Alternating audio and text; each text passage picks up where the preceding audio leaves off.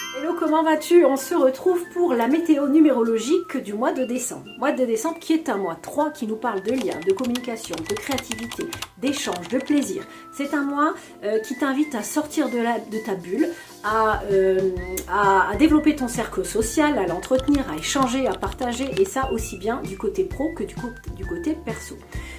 Comme je te le disais, ça nous parle, ce mois 3 nous parle de communication.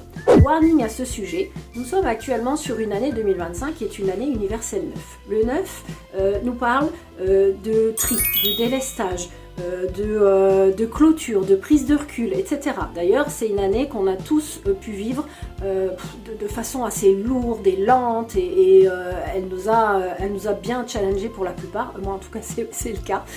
Et donc, cette énergie du 9 associée au 3 du mois de décembre, eh bien, ça vient toucher la communication et ça nous invite à venir verbaliser des choses qu'on n'aurait peut-être pas verbalisées jusqu'à maintenant. C'est-à-dire que s'il y a des choses que tu gardes sur le cœur, des choses que tu aurais aimé dire, exprimer, et que tu n'as pas osé, ben c'est le moment de le faire. Et si ça te fait peur, sois rassuré parce que l'énergie joyeuse et légère du 3 va t'aider à le faire de façon fluide pour que ça se passe de la meilleure des manières.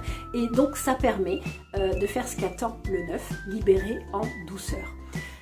Il y a un enjeu à le faire. Pourquoi c'est important de le faire? Parce que au moment où je te parle, on se dirige tout droit vers l'année 2026 qui, elle, sera une année 1. Qui nous parle de commencement, de nouveaux départs, de nouveaux élans.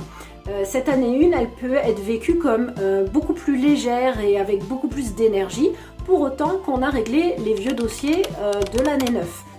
C'est-à-dire ceux de maintenant.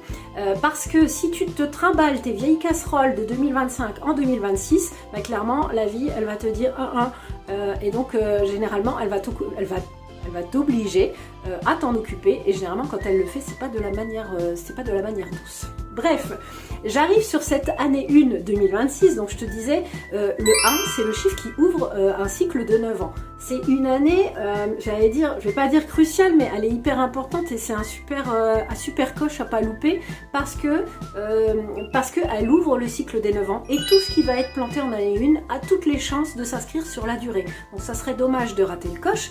Elle nous parle donc de nouveaux élans, d'une nouvelle énergie, de nouveaux départs, de prendre des initiatives, d'être proactif, de lancer ce projet qu'on n'avait peut-être pas osé lancer ou qu'on a dans un coin de la tête depuis trop longtemps. Bah là, c'est le moment d'y aller. C'est le moment de sortir de sa zone de confort et de développer sa confiance en soi. Donc on y va, on ne se pose pas de questions. Si ça nous allume, on y va. Et donc, par rapport à ça, donc retiens bien avoir fait le ménage en année 9 parce que sinon ça va pas être aussi fluide que ça.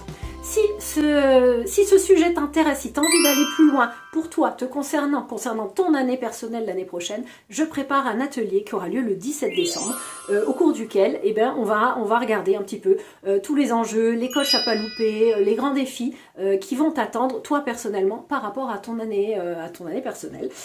Et donc je suis en train de peaufiner les détails. Si tu es intéressé, si tu sens l'élan, envoie-moi un mail privé, j'ouvre une liste d'attente, sachant que de toute façon, toutes les infos arrivent sous peu et je les communiquerai ici. Donc, si on récapitule ce qu'on vient de se dire sur ce mois 3, on crée du lien, on prend du plaisir, on parle vrai, on s'allège et on clôture ce qui doit l'être. Sur ce, je te souhaite une belle fin d'année, de belles fêtes de Noël et je te dis à très bientôt. Ciao!